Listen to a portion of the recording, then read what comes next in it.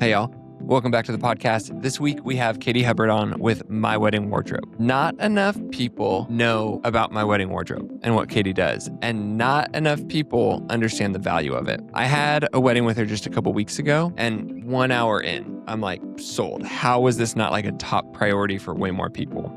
The way Katie can step in on a wedding day, I don't know if I've seen someone turn a moment from a complete disaster into something we can laugh about later, faster than I saw Katie do on the wedding day. And we'll get into that in the podcast. But pay attention. Katie's a name you need to know. My Wedding Wardrobe is a name you need to know. So I'm thrilled for y'all to get to know her, get to know more about what she does here on the podcast today. So without any further ado, here is this week's episode of the Texas Wedding Podcast. I say if you don't like this music, you don't be listening to it. You know I'm just a dude that you know, or something similar. If you don't keep it real, then you go somewhere but here, cause you know we're only losing control just for a minute. Thanks for doing this. Yeah, thanks for having me. Thanks for reaching out. Oh my gosh, of course. Well, what does life look like for you right now? Are you swamped? Are you in full My Wedding Wardrobe mode? Are you in mom mode? What does life look like right now? It's wild. I think if you would have told me this is where I would be, 2 years ago, I would be like, no way. Because I think that has been my biggest issue with trying to figure out where to go with my wedding wardrobe is stepping into motherhood. Yeah. I had kind of tough decision of we were at our highest point in the business. We were peaking and I got really, really sick during my pregnancy and basically had to shut things down. And that broke me because I had worked so hard to get to where I was and I just had to stop. A person who was helping me quit, went somewhere else. And no, I was just left giving my clients to competitors. It was heartbreaking. And I didn't know where I was going to go from there. After I had the baby, I was like, well, I don't know what's going to happen. And so now I have Grace who's with me, and she was my first ever intern for My Wedding Wardrobe 6 years ago. Oh my gosh. And she just happened to reach out and she was like, are you hiring? And I was like, you know what? Yeah, I am. Oh my God. Yes, please. I was like, yep, come on. And so she is really running the show now. Wow. It's so amazing. She does all the lookbooks with clients. I help her with everything, of course, but she really takes charge on everything, which has allowed me to spend majority of my time with my daughter. And so it's been a good balance. It was tough, I think, to figure out at first of how much do I work? How much do I spend with my daughter? Because I want to be with her while she's so little. Yeah. And Grace has allowed me to do both. I work during nap times and I work at night when she goes to bed. And, then I'm with her when she's awake. And it's worked so far. I'm sure it'll get a little more complicated as she gets bigger, as she quits napping. But right now it's worked. So we're rolling with it. For the season you're in, you're making it work and you're thriving, Katie. You're doing it all. Yeah, trying. Oh my gosh, what a godsend for Grace to step in like that and take it over for you. I'm so lucky. And it just worked out well too, because since she did intern for me, I didn't really have to train her that much. We have changed a little bit since she worked for me, but really the basics were all the same. And so it was nice that she just could kind of jump in and run with it. So I feel very blessed to have her. Oh my gosh. That's absolutely incredible.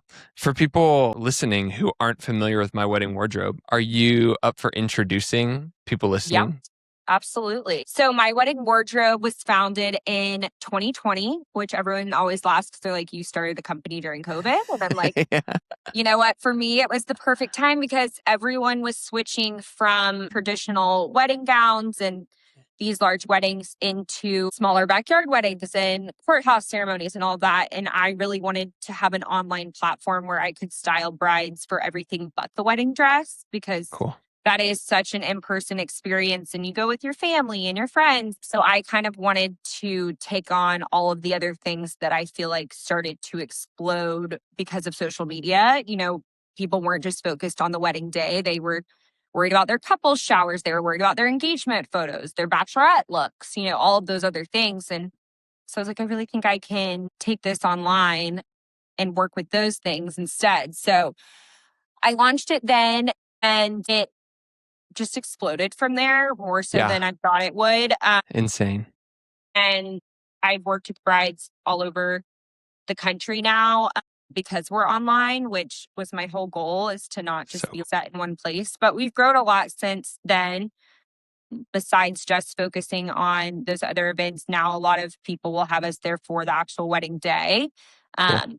I have like a sewing background, so I've been there hemming dresses while people are getting dressed on the day of, and all those things that happen that no one thinks are going to happen. So we've definitely grown and changed a little bit, but yeah, it's all online. So we built these custom lookbooks for our brides. Everything on there is click to shop, and then dresses get delivered to you. We stay in constant communication. So, you can send us a photo when it comes in and we're like, yeah, looks good. Let's go with these shoes instead because the coloring looked a little different than online, or, whatever it is. We just try to make it as personal as possible.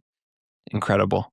And you're talking about two kind of different avenues for the business. So you're talking about the online work, the styling, working with brides all around the country for a long period of time during engagement to get all of their looks in place. And then you're also talking about things being there in person on the wedding day.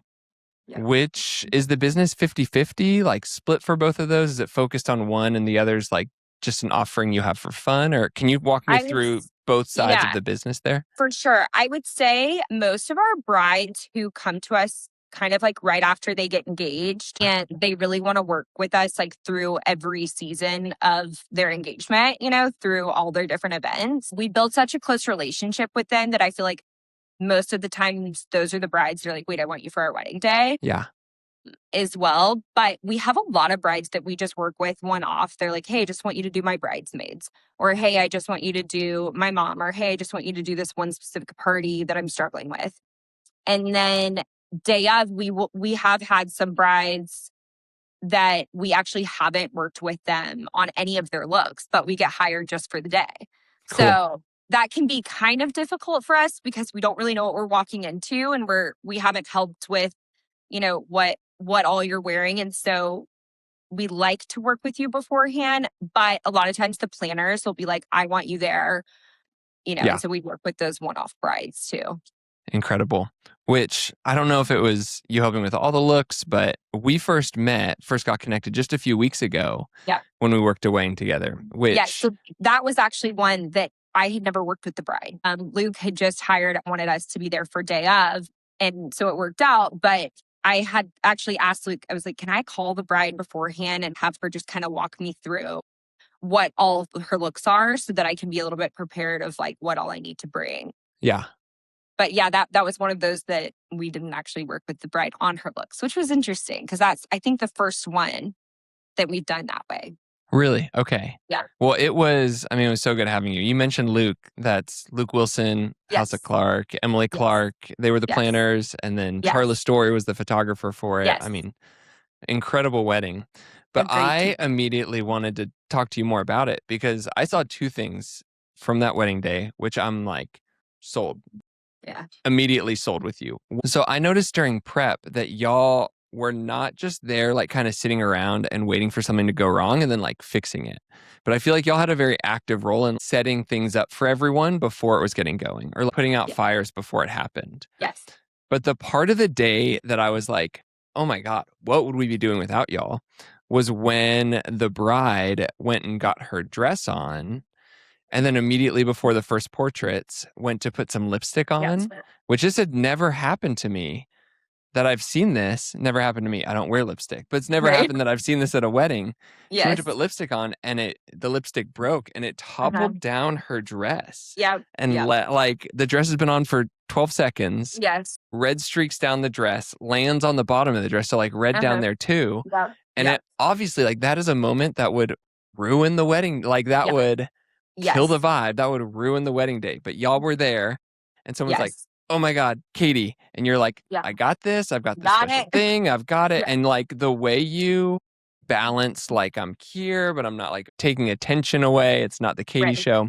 But then you're needed and you so quickly took control, made everyone feel at peace. This is going to be okay. I deal with this all the time. Here's the special thing. Here's a special technique. Here's this. And within 45 seconds, it was like it never happened. I mean, the way you stepped into that went from the wedding day being ruined, Katie, ruined. Like, I know. And like, those are the things that people never think will happen. No. And you just, you are so careful when you're getting dressed and all that, but like, it just happened. And we were all like, my gosh, that is literally the worst thing that could ever happen. Yeah. Yes. And this was before, like, so that everyone knows this, no photos had been taken. No ceremony had happened. No reception. Like, this was no first look. Yes. Like, nothing had happened yet. So it wasn't like, it's the end of the reception. Someone spilled wine on the dress. Like, she's over it. Let's change outfits and get in the car and exit. This was like the day was starting. So yeah, in those moments, it's so important not to show panic for me, which can be difficult because when something like that happens, I think everyone gasps and your, initial reaction is to be like, oh my gosh, what's happening? Yeah. But like, you have to remain calm for the bride, because if she knows that you're not worried about it, she's not going to be worried about it.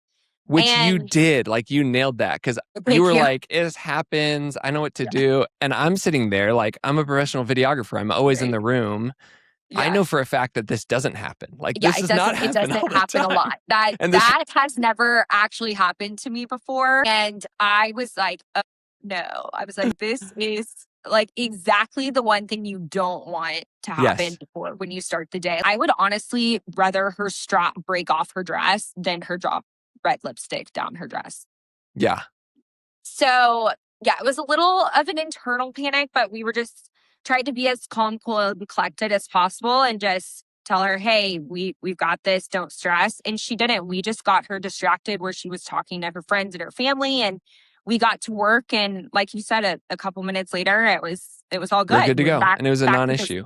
Yeah. So much so that I don't know if you ever relate it, but if Luke and Emily are listening to this, it's probably the first time they heard about this happening on the wedding day, because it was the way you took control is just a non-issue. You know what I mean? So I'd love to see the look on their face when they found out that this moment happened. Yeah, I know. Because I'm sure they don't know it did. Yeah, for sure. Okay. I need to tell Luke, because he definitely does not know. When this podcast goes live, we're like, by the way, Luke, this happened. Yeah. Yep. Very my gosh. Well, those moments happen. Like, I saw that on the wedding day, and I'm like, sold. You're coming on the podcast and talking to everyone about this, because the day would have been completely ruined without you there. Yeah. And, you get people who don't know how to treat fabrics in there, trying to pour club soda on it, mom trying to rub it out, and like, it just makes things worse. And so I think that's where a lot of times we try to tell people like, hey, it's those kinds of things. You don't think they're going to happen, but they do. And I have a ridiculous amount of stories that are just crazy things that people are like, oh, that would never happen to me. And then they're like, thank God you're here. And I'm like, and it did. Yeah. And it did. I mean, I've seen several times brides and bridesmaids getting sewn into their dress because of zipper issues or stuff like that. Literally, like, they will not get out of that dress without scissors or a knife or something. Yep. Can you think of and share another crazy story or two? Yeah, I've got plenty. I think one that happened at another wedding recently, actually another wedding with Luke. What's with Luke? I know. I'm like, it's not just him. I'm like, there's lots of weddings, but these were both recent. His bride, we had helped with the looks, and then she was like, I'm not going to change for the reception. Last minute decided she wanted to change a week before the wedding. Okay.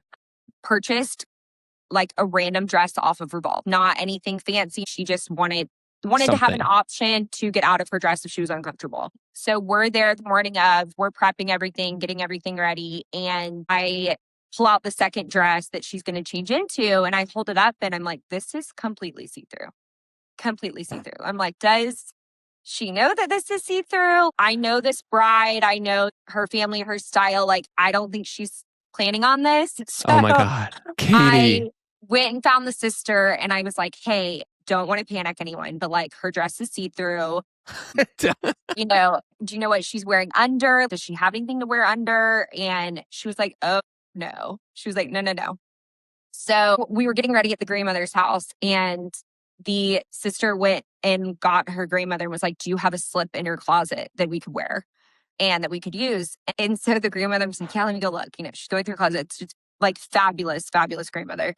And she comes back and she has this Christian Dior slip. And she's like, here, you can use this. And I was like, amazing, wonderful. I just need to let you know I will be cutting this and sewing it into the dress. I need confirmation that you will not get the back. It is okay for me to shred this and sew it into this dress. Sew it into the dress. And she was like, oh, shred it, honey. Like, you're great. Go Grandma, for it. yes. Okay. So I did. So I cut the slip, tacked it into the inside of the dress and made it flow the best that I could.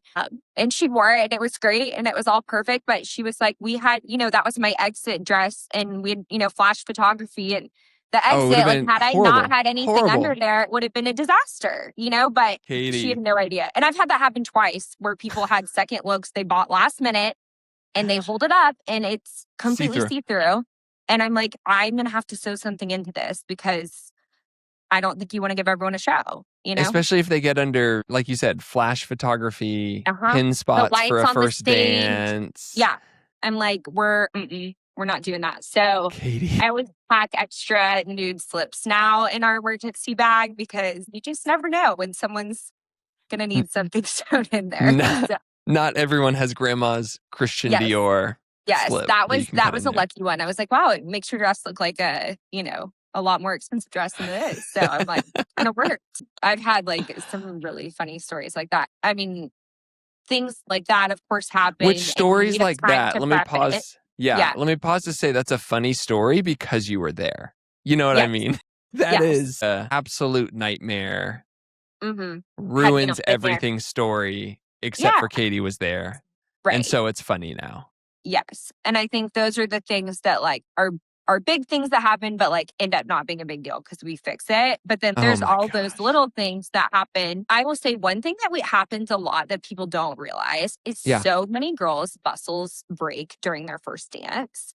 Yeah. And it happened to me on my wedding. So many girls end up just like carrying their bustle because they don't know what to do or they don't have an outfit to change into. So, I mean, when we're there, we've had so many bustles break. And when they're having their dinner, we're just up under there, like sewing it back together. Nobody knows we're there. And then we just slide right out. Those things happen all the time, but people don't know that they happen.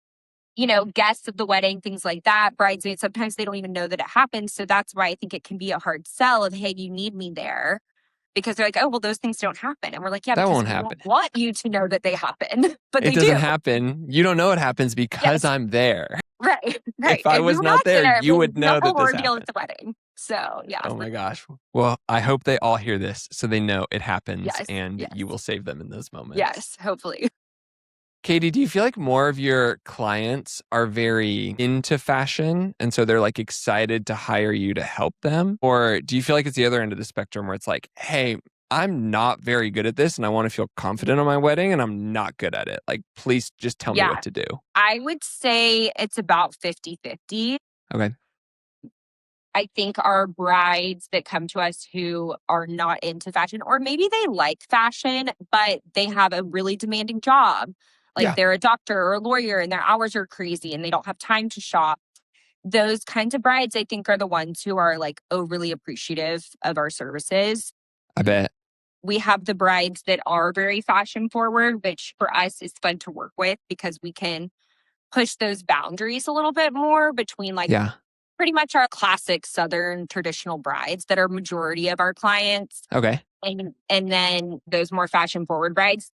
The funny issue we get into with the more fashion forward brides is a lot of times they want to use us because we have connections with all these brands and can help them achieve certain looks, but they don't want people to know that they used a stylist. Like they want it to look like they came up with all these looks on their own. Yeah. So in a way for us, that can be a little rough. Okay. Navigate. Because a lot of times they don't want to give us credit when things are released.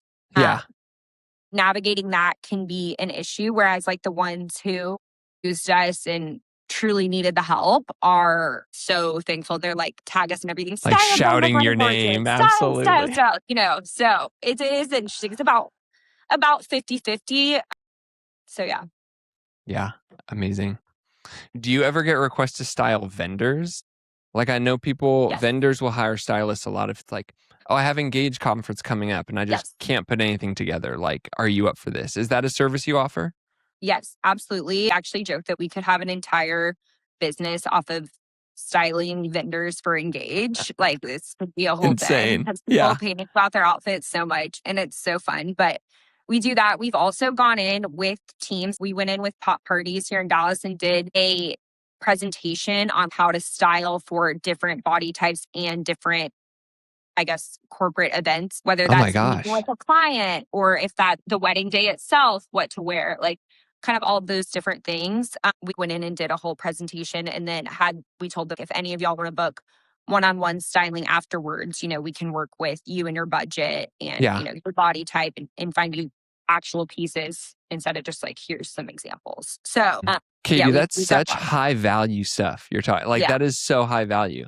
When you went in with Pop Parties, were you coaching them how to coach their clients to make these decisions? Or were you coaching the Pop Party team how to style themselves for these events? Like Molly wanted us to come in and say, hey, these girls are meeting with clients at a venue before the wedding, in the spring and in the fall. What should they be wearing? Or, hey, they're in the office, but they're going to take meetings. What should they be wearing? They're a travel day. What can they wear on the plane that when they land, they can go straight to the venue and meet with the client, and then the wedding day itself, when they're working the wedding, what's appropriate, if it's black tie or if it's formal, if it's cocktail, all of those things. Yeah. So it was more for what they should wear, not the clients. But the goal was that they would then see that and then send their clients to us. Yeah. So, both win-win situation. Win-win. Yeah. Oh my gosh. Okay. Katie, I am loving this. Can we do a couple of fast questions? Yeah. Okay. So it's not yes or no questions, but it is like, let's just give a quick answer. Not a deep thought out one. Gut reaction. Okay. Is not wearing white after Labor Day still a thing? No. Not a thing? Yeah.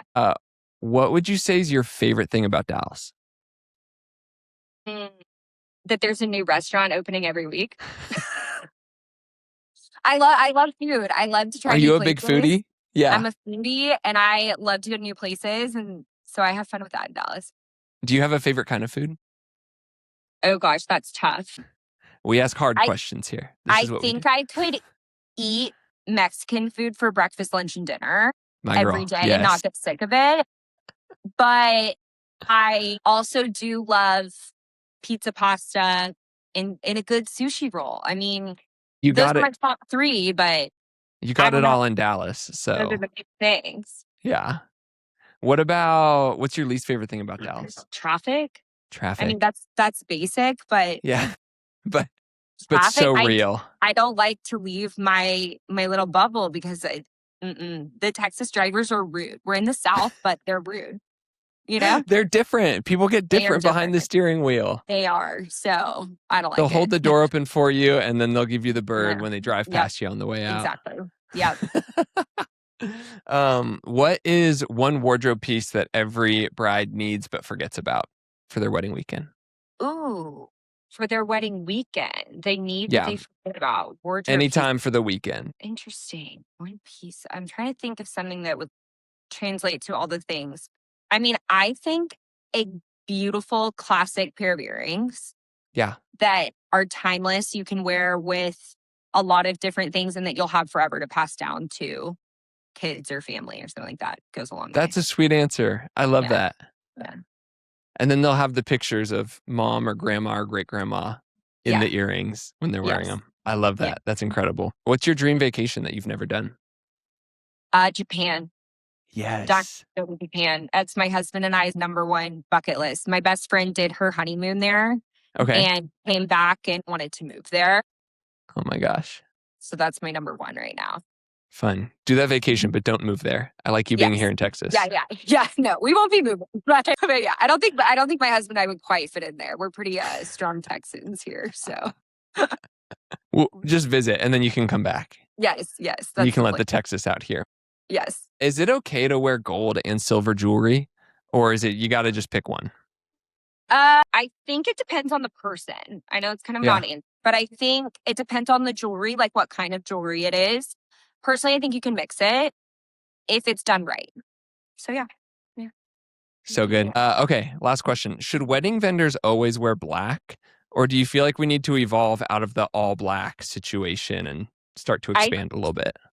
I think evolve. I have been to a lot of weddings recently that there's vendors in all kinds of things. We personally vary in what we wear. We ask the client a lot of times what they prefer, but I mean, as long as you're not taking away from anything.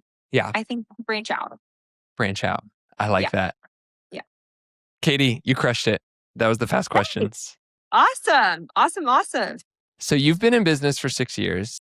I'd love to hear in those 6 years, what are some big shifts you've noticed in the wedding industry in those 6 years? Have you noticed big shifts? Maybe we need to start there. Yes, for sure.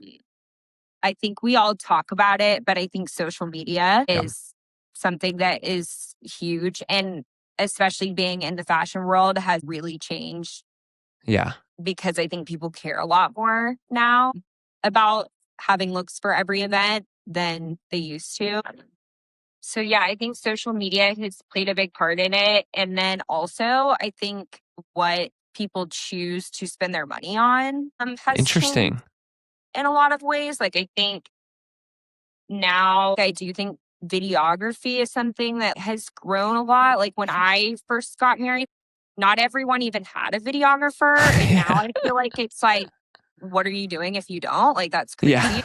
And I all the time tell people, video for me, like, I love photography. I love my wedding photos, but the video is real life. That's what I love to go back and look at because you see the movement, you see the people, like, you know, all of that. And like now content creators, I know that videographers and photographers hate them, but a lot of people want that instant gratification, you know, they do. And for these people who are influencers and stuff like that, having that from different perspectives, that is a more casual take on things has gotten more important. So I think it's changed in a lot of ways. I paid you to say those good things about video. So thank you. Yeah, exactly. Yeah. Second, let me just say, I don't hate content creators. I hate bad ones. There are some really bad ones. I hate bad ones. A good one that like team player, team focused, experience focused. Come on, you can be on the team any day. Absolutely. For the record. Not all videographers hate content creators. No. It was funny, like when I was at Engage a couple months ago, we were talking about content creators. And we've offered that as a service too, because we are with the bride 24/7. We end up getting a ton of behind the scenes content. That's and genius. We're like, should we just charge for this too? Because we're doing it anyways. But yeah, I think it's a really interesting, and like all of my friends talk about it who got engaged, 6 years ago. We're all like, oh, if there was content creators then I would have loved to have used one. Yeah, that would have been sweet. But it's a totally new part of the industry that didn't exist a couple years ago, going back because of social media, Yeah. And it's changed so much in just, it wasn't a thing 6 years ago. It popped up so much. Even in the past year, I feel like it's had seismic shifts of what a content creator is. So we'll just see where that keeps evolving. Yeah. It seems, you've kind of touched on it, but it seems like there's a lot more pressure nowadays on couples to have the right style, for them to have the right looks. And it just seems like there's a lot more pressure on the couple now than there was 6 years ago. I got married 12 years ago, like certainly than I was 12 years ago in the wedding industry. Do you know that? And can you speak to that? Yeah, I mean, I think there is a lot of pressure. People either dive into that and freak out about it and are like, I have to have all these things, or people are like, well, it's not for them. They don't really care. Yeah. I think I try to advise people that, yes, these looks are important, but like you want to stay true to yourself in them. Don't just do something because it's trendy and, you think it's fashion forward right now. You want to look back on your wedding and love your looks, I think, regardless of what time frame it was in. And I'm not saying don't do trendy things. I think that's fun and can be done for certain aspects of the wedding, but it doesn't need to be every look, and it doesn't need to cause you any stress, trying to achieve a trendy look other than like something that you actually would wear, Yeah. 100%. What's the moment in your business that you feel like really fills your cup the most? Is it like they're on a wedding day doing the styling before? Is there a moment in your business where you're like, yes, like this is why I do what I do, like this moment right here? I have two that are like kind of with both sides of the business. So I Cool. do think being there day of with a client that we've worked with from the beginning and we've seen everything come to life. And then we are there to fix those issues that come up and they hug us and they're like, what would I do without you? Yeah. I think those are our like, okay, we played a big role in making sure that everything was everything that she dreamed of. Yeah. And I think we like Grace and I will get in the car after a wedding like that. And we're like, oh my gosh, that was so much fun. I think it's like makes you feel good. And then the other side is with the brides that we just work with online. When they send us those photos after the wedding, when they get them back and they're like, I love my look. Everything turned out perfect. Like, thank you so, so much. Yes. I think those, it just makes you feel like, okay, I did my job well. And so that's rewarding. Oh my gosh. I bet they're just so proud of it that like, it was perfect. And I'm like, great. That was the goal, like we want it to be perfect. So. My gosh. What is the wedding industry? I know you service all over the country through online, but I know a lot of the business you do, and especially in-person stuff, is here in Texas. What do you love the most about being based here in Texas for your business? Texas is really fun because people don't think of it as a major place of fashion a lot of times, but it really is. I mean, yes, people think of Dallas as having great fashion, but it's different from New York or LA or Miami. It's a different kind of, but it's my style. And I think that I have so much fun with the kind of style that my brides have here. It's more classic, it's more traditional, it's more conservative, but it still, when done right, can make incredible looks. And again, that are timeless and beautiful. And I think for me, that's what I love about working in Texas is that we have those brides who are going to be timeless brides, classic brides. It's like this interesting balance of like, it's classic, it's timeless. Like you said, it's more conservative than some other places, but it's not like quiet. It's not like boring. It's not wallflower. Right. It's not boring. It's still very fun. And I think people just do different elements of it that make it more fun. Like maybe they have a more fun shoe or they have a more fun purse or something like that. But it's definitely not boring. It's just something that will stand the test of time, I think, in most cases. And Dallas, I always tell people, is such an interesting place for weddings because there's obviously a lot of people here with a lot of money, but sometimes the clients that have the most do the least. I think Dallas is like Texas is such an interesting place for the wedding industry. But everyone is so kind and I think so appreciative and has that Southern heart and we love it. So couldn't imagine doing it anywhere else. Amazing. Katie, that's it. That's the podcast. Thank you for coming on and sharing. And I know it took me one wedding to work with you to be like, I'm in. Katie needs to be at every wedding. This is a necessity. This needs to happen. So I hope everyone listening to this has the same thing, like sees the value, understands it, because it's so incredibly valuable having you there on the wedding day and having you there giving these couples the confidence they need for the wedding day. And I'm just thankful you're here in Texas with us. Yes. Well, thank you so much. Thank you for having me. I've loved working with you and hope to many more times. So looking forward to it. Thanks, Katie. I say if you don't like this music, you don't be listening to it. I'm just a dude that or something similar. If you don't keep it real, then you go somewhere but here, cause we're only losing control just for a minute. That was Katie Hubbard with My Wedding Wardrobe. I think it all the time. I probably don't say it enough. It means a ton. You guys tuning in, hearing these conversations, whether you're at home watching this, whether you're driving on the road, whether you're going to a wedding, sitting there editing, or out on a walk. Whatever it is you're doing while you're hearing this, I'm thankful you're here. I'm thankful you're tuning in. And I do hope we'll see you again next week for the next episode of the Texas Wedding Podcast.